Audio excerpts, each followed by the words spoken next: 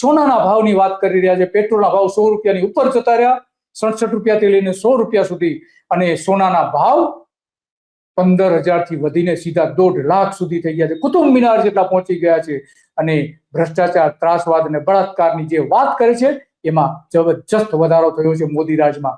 આખરે ક્યાં સુધી યુવાનો બેકાર અને રહે છે? આપણે નહીં બોલીએ તો કોણ બોલશે? પરંતુ જે લોકો બોલે છે એને બોલતા બંધ કરી દેવામાં આવે છે, એના વિડીયો હટાવી દેવામાં આવે છે, જેલમાં ધકેલી દેવામાં આવે છે. ખેડૂતોના વીજળીના થાંભલાઓ અત્યારે ખેતરોમાં નાખવામાં આવી રહ્યા છે.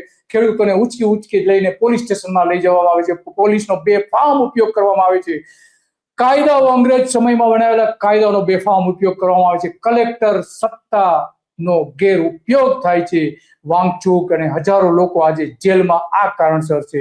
શબ્દોથી દેશને બદલી નાખો એવું કે છે, હલ્લા બોલ કરો એવું કે છે, ક્રાંતિ દિલમાં ક્યાં સુધી રાખી દેશને બદલવાની જરૂર છે આ વાત કરે છે. પરંતુ અત્યારે દેશને બરબાદ કરવા તરફ જઈ રહ્યા છે. લીડર શોધો પણ વડાપ્રધાન નહીં.